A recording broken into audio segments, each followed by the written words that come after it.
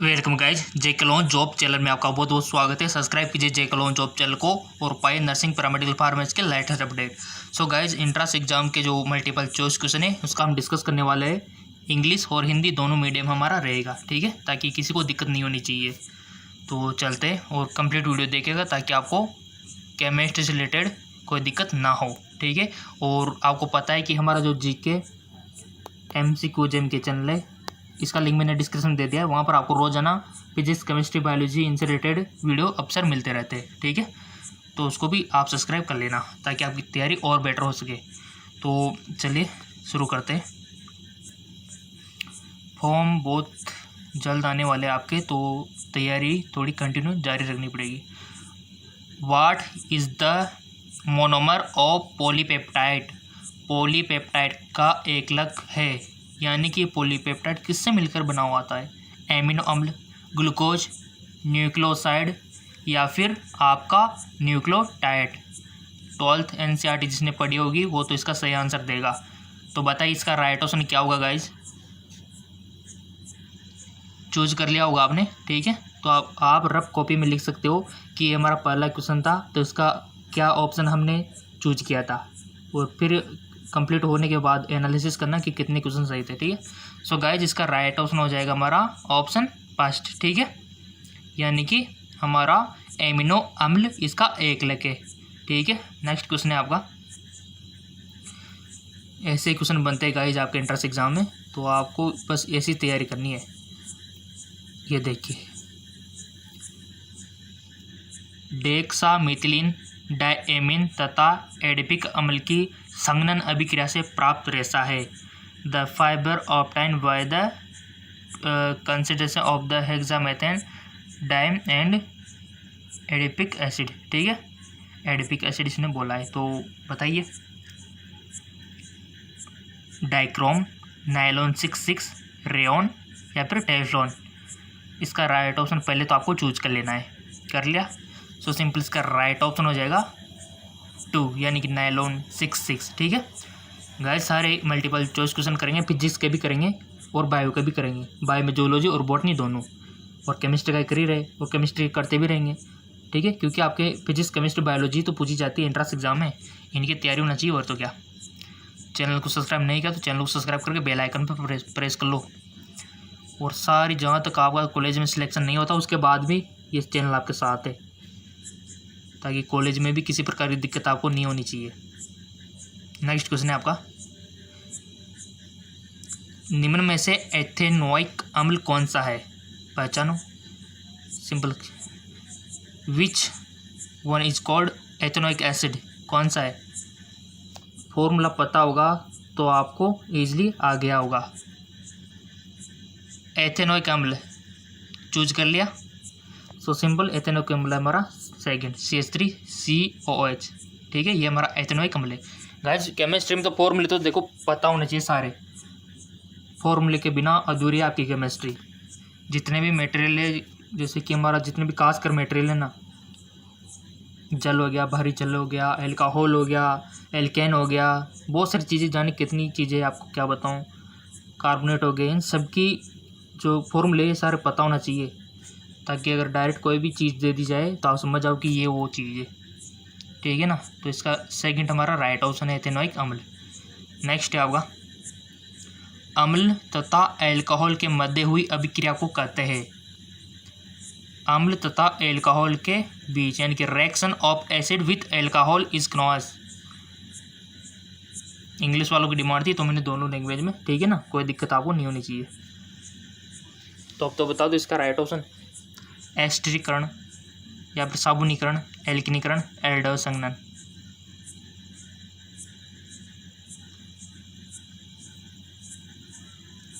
One option आपने choose करना है।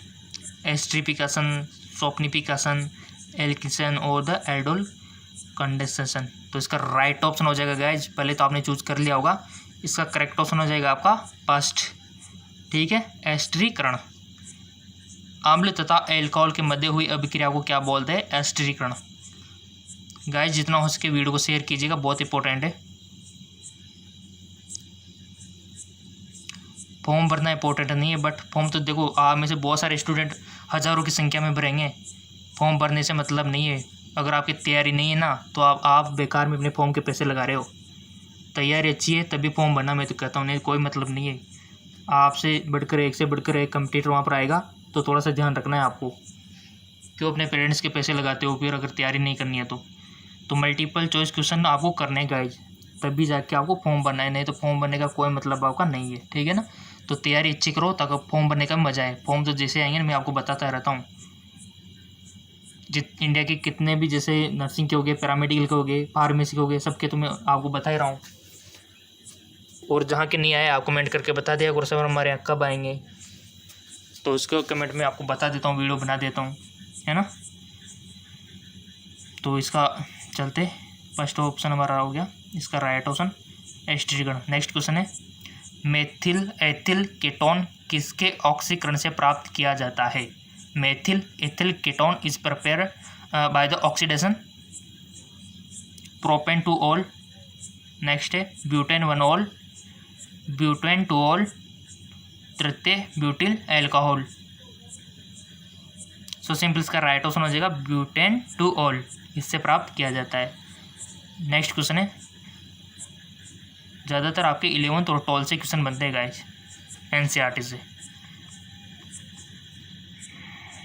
नेक्स्ट है आपके सामने मोस्ट इम्पोर्टेंट क्वेश्चन है, एल्कीन साइनाइड की ग्रिनियार अभिक्रम के साथ अभिक्रिया कराने के बाद जल अपघटन से प्राप्त उत्पाद है, यानी कि alkene cyanide when react with Grignard reagent the produce of hydrolysis found in aldehyde, ketone, alcohol, अम्ल, aldehyde, ketone, alcohol, acid. Right option आपको बता देना है गाइस। सो सिंपल इसका कीटोन राइट ऑप्शन हो जाएगा गाइस। ठीक है ना, जल अपघटन से प्राप्त उत्पाद है कीटोन। ठीक है, नेक्स्ट है आपका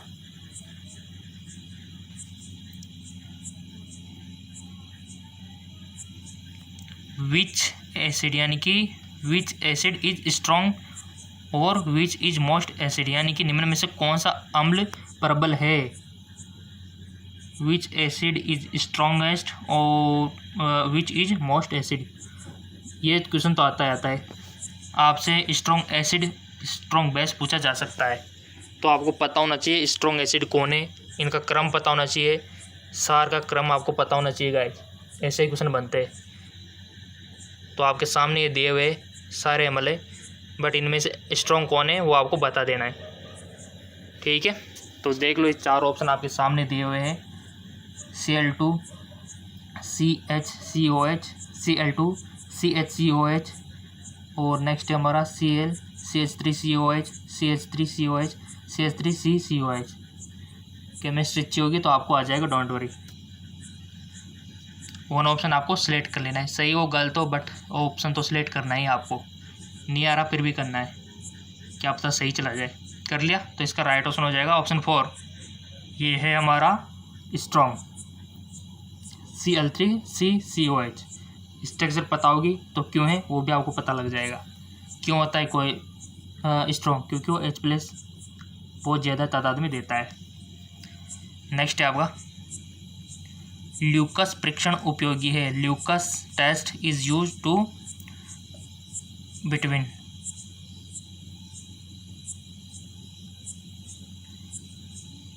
1 degree 2 degree 3 degree alcohol, 1 degree 2 degree 3 degree amine.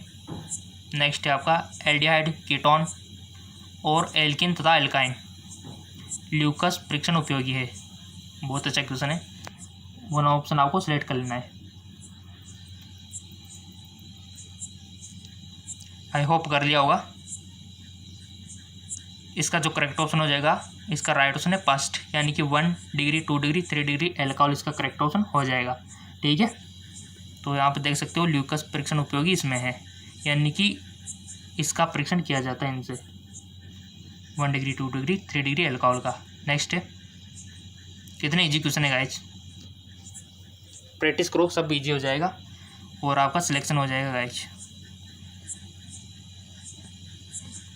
Next है आपका एथेनॉल का निर्जलीकरण करने पर प्राप्त उत्पाद है। एथेनॉल का निर्जलीकरण करने पर प्राप्त उत्पाद है एसिटिक अम्ल, इथेन, एथिलीन या फिर एसीटोन, एसिटिलीन। क्या होगा अगर एथेनॉल का निर्जलीकरण कर देंगे तो उत्पाद? वन ऑप्शन आपको सिलेक्ट कर लेना है। आई होप कर लिया होगा। इसका जो करेक्ट ऑप्शन होगा ऑप्शन 3 एथिलीन। तो एथेनॉल का निर्जलीकरण करने पर एथिलीन प्राप्त होता है। नेक्स्ट, एल्किल हैलाइड का सामान्य सूत्र है। एल्किल हैलाइड का सामान्य सूत्र है the general formula of alkyl halide. ये आपके सामने 4 ऑप्शन दिए हुए हैं, तो सही ऑप्शन आपको सिलेक्ट कर लेना है इनमें से। पढ़ा हुआ सब आपने 12th में, वही क्वेश्चन है, कर लिया। चारों में से वन ऑप्शन आपने चूज कर लिया होगा। सो सिंपल इसका राइट ऑप्शन क्या हो जाएगा? ऑप्शन फर्स्ट, यानी कि हमारा पहला वाला ही सही है। एल्किल हैलाइड का सामान्य सूत्र होता है CnH2n+1X, ठीक है ना। ये हमारा एल्किल हैलाइड का सामान्य सूत्र होता है। ओके, नेक्स्ट है आपका एथिलीन ब्रोमाइड की जिंक के साथ अभिक्रिया कराने पर प्राप्त उत्पाद है। व्हेन जब ethylene bromide is treated with zinc we get, कौन प्राप्त होता है हमको? क्या उत्पाद प्राप्त होता है? एल्केन या फिर एल्कान या फिर अम्ल। बहुत अच्छा क्वेश्चन है। कराओ अभिक्रिया एथिलीन ब्रोमाइड की जिंक से, क्या प्राप्त होगा देखना। रिएक्शन तो पता होनी चाहिए सारी आपको, आप कार्य में कर सकते हो, उसके बाद ही ईजिली आप आंसर दे सकते हो गाइज। आपकी प्रैक्टिस अच्छी होगी, आपका ही फायदा है में, और आपका फ्यूचर ब्राइट है फिर, और आपकी लाइफ सेटल है फिर। तो आपने सही कर लिया होगा, तो इसका राइट ऑप्शन हो जाएगा ऑप्शन 3 एल्कलाइन, ठीक है। एल्कलाइन इसका करेक्ट ऑप्शन हो जाएगा जब हम एथिलीन ब्रोमाइड की जिंक से भी क्रिया कराते हैं, ठीक है। चलते हैं नेक्स्ट क्वेश्चन की ओर। निम्न में फैटी अम्ल नहीं है, which of the following is not a fatty acid. ये 4 ऑप्शन है, फैटी एसिड नहीं है, यानी कि आपको पता होना चाहिए कौन कौन फैटी एसिड है, ठीक है ना। स्टेरिक अम्ल, पोमेटिक अम्ल, ऑलिक अम्ल या फिर फेनिक एसिटिक अम्ल नहीं है। तो 3 तो इसमें फैटी एसिड है, वो कौन कौन है ये तो आपको पता होगा, तो इजीली आपका आंसर निकल के आ जाएगा सामने। ये क्वेश्चन आपकी नॉलेज चेक करना चाहता है कि आपको फैटी अम्ल के बारे में पता भी है कि नहीं। तो 3 चीज़ें पता होनी चाहिए, तब जाके इसका राइट ऑप्शन आप टिक कर पाओगे सही से। तो जिस चीज़ को पता होगा कि कौन कौन फैटी अम्ल है तो कर देगा इसको सही। तो कर दो, आप भी टिक लगा दो, लगा दिया होगा। सो सिंपल इसका राइट चेक कर लेते हैं। इसका राइट ऑप्शन हो जाएगा 4 फेनिल एसिटिक अम्ल।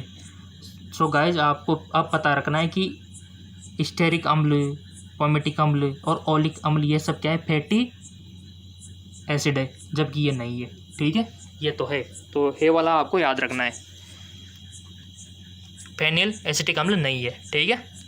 तो इस प्रकार से आपने नॉलेज चेक की जाती है मल्टीपल चॉइस क्वेश्चन से, ठीक है ना। नेक्स्ट है आपका, चैनल सब्सक्राइब नहीं किया तो प्लीज़ सब्सक्राइब कर लो गाइज, ताकि जैसे फॉर्म आ जाए आपके नर्सिंग के, पैरामेडिकल के, फार्मेसी के, नर्सिंग में BS नर्सिंग के, post BS nursing, MS nursing के, ताकि आपको पता लग जाए, ताकि आपका साल बर्बाद ना हो, ठीक है। तो सब्सक्राइब करके बेल आइकन पर जरूर प्रेस करें। यौगिक हाइड्रोजन आबंध रखता है, which compound has hydrogen bond. यौगिक हाइड्रोजन आबंध रखता है टोलुइन, फिनॉल, क्लोरोबेंजीन, नाइट्रोबेंजीन। बता दो हाइड्रोजन आबंध कौन रखता है गाइज। आबंधों की नॉलेज होगी तो इजीली आप इसको कर पाओगे। सो सिंपल इसका राइट ऑप्शन हो जाएगा 2, यानी कि फिनॉल। फिनॉल हाइड्रोजन आबंध रखता है, बाकी ये नहीं रखते। नेक्स्ट, 16वें पत्ती का उपयोग उत्पादक प्राप्त करने के लिए किया जाता है। 16वीं process is use for the preparation of, किसके प्रिपरेशन में किया जाता है? क्या अमोनिया, सोडियम बाइकार्बोनेट के, सोडियम कार्बोनेट या कैल्शियम कार्बोनेट? राइट ऑप्शन आपको चूज करना है, चाहे वो आपका गलती हो सही हो, बट आपकी प्रैक्टिस अच्छी होती है उनसे। अपनी रफ कॉपी में आप गिनती लग सकते हो कि 1 2 3 4 5, इनके सामने आपका जो ऑप्शन रहता है ना वो आप लिख सकते हो। फिर कितने मैच होते, कितने गलत जाते, ये आपका टेस्ट हो जाता है और साथ में मल्टीपल चॉइस क्वेश्चन की तैयारी भी हो जाती है। कितना फ़ायदा है आपको, तो ऐसा किया करो। सेलेक्ट कर लिया आपने, सो इसका राइट ऑप्शन हो जाएगा 3 यानी कि सोडियम कार्बोनेट। सोडियम कार्बोनेट इसका करेक्ट ऑप्शन हो जाएगा। 16वें पत्ती का उपयोग सोडियम कार्बोनेट प्राप्त करने के लिए किया जाता है। नेक्स्ट क्वेश्चन है आपका, याद भी रखना है गाइस जी आपको, ठीक है ना। 2 से 3 बार देख लेना वीडियो को, वैसे याद हो जाएगा आपको।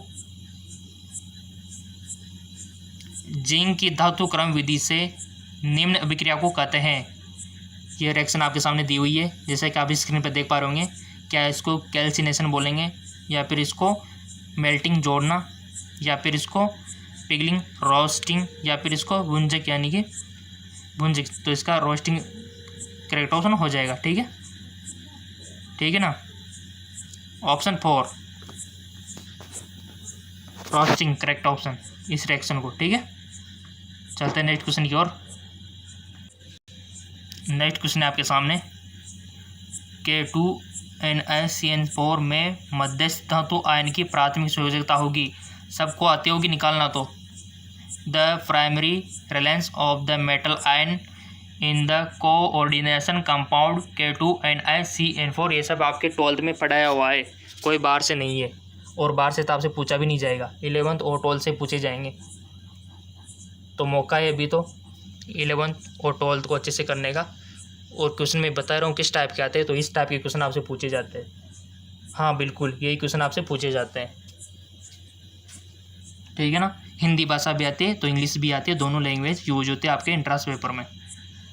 तो गाइज बताओ तो इसका करेक्ट ऑप्शन क्या होगा। आप रफ कॉपी लेके बैठा करो गाइज। आप में से बहुत सारे तो डायरेक्ट देख रहे होंगे, बट जो समझदार है वो तो रफ कॉपी पेन साथ में लेके बैठा होगा, और ये क्वेश्चन देखने के बाद रफ कॉपी में सोल्व करके इन 4 में से टिक कर देगा और उनकी प्रैक्टिस अच्छी होगी। तो आपने भी कर लिया होगा रफ का आरे, और 1 ऑप्शन यहाँ से चूज कर लिया होगा, 4 0 2 6 इनमें से। तो इसका राइट ऑप्शन हो जाएगा, ठीक है। इसका करेक्ट ऑप्शन हो जाएगा 3 यानी कि करेक्ट ऑप्शन 2, ठीक है ना। 2 आंसर आएगा इसका, निकाल के देख लेना। जिसका 2 आया बहुत बहुत धन्यवाद उनको। नेक्स्ट है आपका,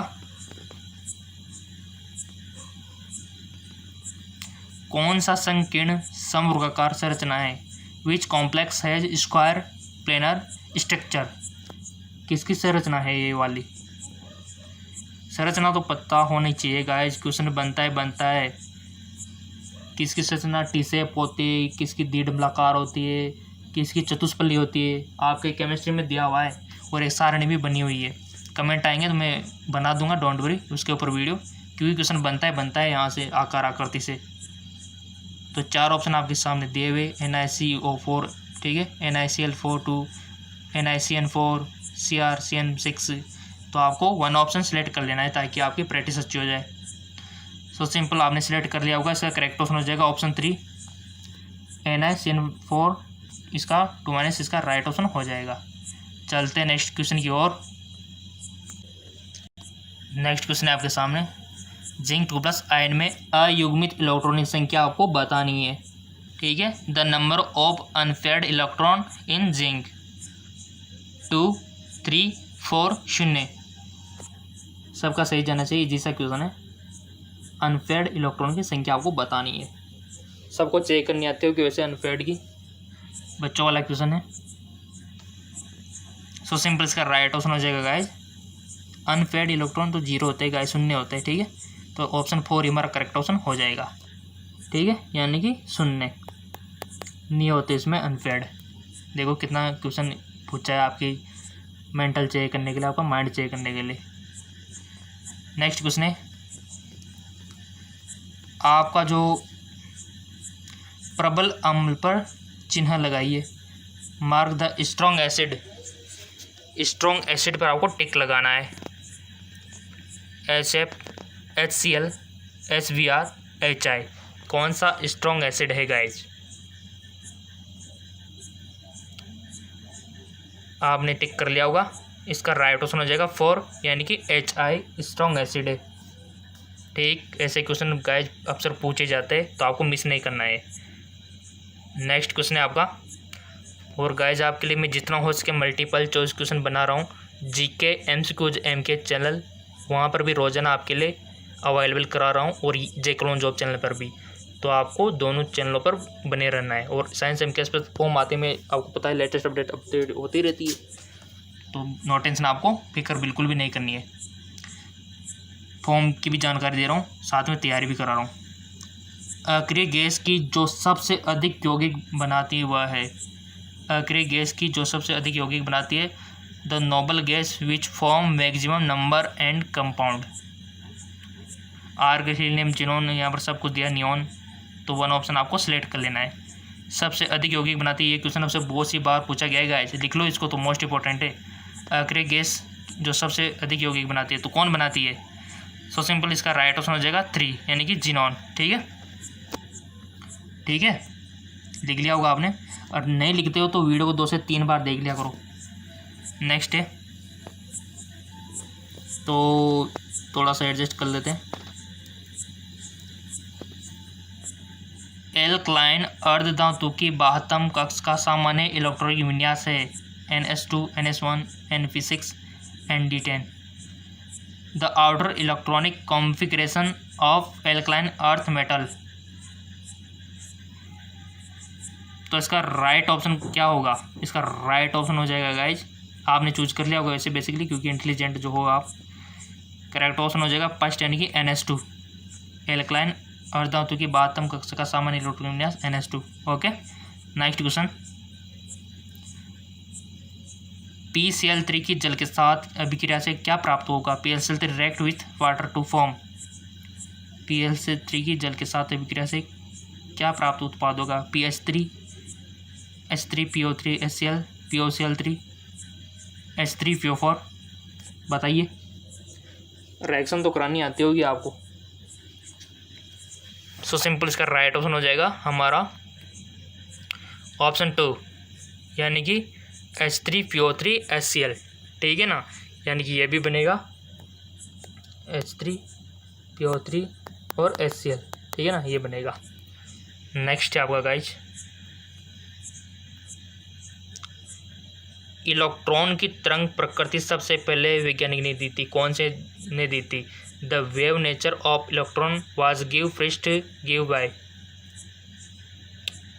आपके सामने 4 ऑप्शन प्रस्तुत हो रहे हैं, तो इनमें से आपको 1 ऑप्शन पर टिक मार्क लगाना है।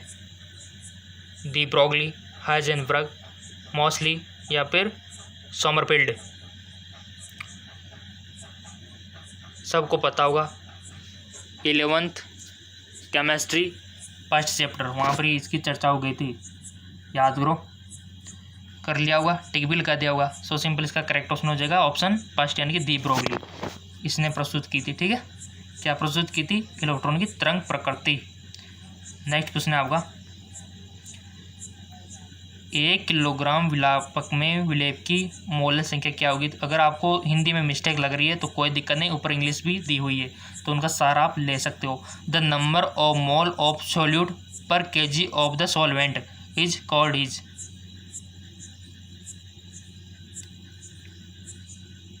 मोलरिटी, नॉर्मलिटी, मोल फ्रैक्शन या फिर मोललिटी। 1 किलोग्राम विलायक में विलेय की मोल संख्या को क्या बोलेंगे? बताइए।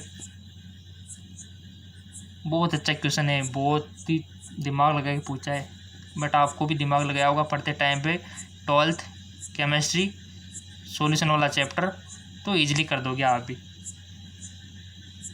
सो सिंपल, इसका राइट ऑप्शन हो जाएगा गाइस 4, मोललता, मोलालिटी। ठीक है ना, क्योंकि किलोग्राम में पूछा गया है ऊपर, तो ध्यान रखना,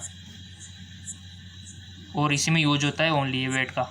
नेक्स्ट है, निम्न में से एक विद्युत का सुचालक है। कितने अच्छे क्वेश्चन है guys. Which of the following is a good conductor of electricity? Diamond, graphite, silicon या फिर एमोर्फस कार्बन। कौन है विद्युत का सुचालक? सिंपल, आपने चूज कर लिया होगा अगर कार्बन वाला चैप्टर पढ़ा होगा तो ग्रेफाइट है। ठीक है, हमारा हीरा भी नहीं है, ग्रेफाइट है, सिलिकॉन भी नहीं है और एमोर्फस कार्बन नहीं है, तो राइट ऑप्शन सेकंड। कितना इजी क्वेश्चन है गाइस, पढ़ते हो तो सब इजी रहता है। ठीक है ना, चाहे फिर आप आईएएस की तैयारी क्यों नहीं कर रहे हो, अगर फिर पढ़ोगे तो सब इजी हो जाएगा, उस लेवल का ही आपका माइंड हो जाता है फिर। ठीक है, अगला क्वेश्चन है, निम्न में से किस अभिक्रिया में केपी तथा केसी का मान समान होगा? ये चार ऑप्शन आपके सामने दिए हुए, H2 प्लस I2, H2 इसमें ये कंबाइन हो रहा है और इधर आप देख सकते हो PCl5 PCl3 plus Cl2 NH3N plus N2। सो आपको करेक्ट ऑप्शन यहाँ से चूज करना है। सो इसको सोल्व आप रफ कार में करके भी कर सकते हो कि किसमें केपी तथा केसी का मान समान होगा। तो गाइस इसका करेक्ट ऑप्शन जो होगा वो होगा ऑप्शन फर्स्ट वाले में, हमारा राइट ऑप्शन हो जाएगा। ठीक है, चलता है नेक्स्ट क्वेश्चन की ओर। नेक्स्ट क्वेश्चन है आपके सामने, यौगिक की एंथैल्पी समान होती है। यौगिक की एंथैल्पी समान होती है, दहन एंथैल्पी, सर्जन एंथैल्पी, मंदन एंथैल्पी, विलपन enthalpy. Heat of combustion, heat of formation, heat of dilution, heat of solution. यौगिक की एंथैल्पी समान होती है, किसमें होती है? 1 पे आपको टिक मार्क लगाना है, लगा लिया तो इसका राइट ऑप्शन हो जाएगा 2। किस किस का सही था ये तो आपको ही पता है, यानी कि surgeon enthalpy, heat of formation, ताकि इसका जब हमारा वीडियो खत्म हो जाए तब आपको पता लग सके कि कितने क्वेश्चन सही गए हमारे। नेक्स्ट है आपके क्वेश्चन, बहुत ही अच्छा क्वेश्चन है। कलिल विलपन का शुद्धिकरण किया जाता है, वह विधि है। A colloidal solution can be purified. Hindi में समझ में नहीं आता है तो आप इंग्लिश का ऊपर भी दिया हुआ होगा आपके पेपर में, उसका सारा ले लेना गाइस, ये तरीका है।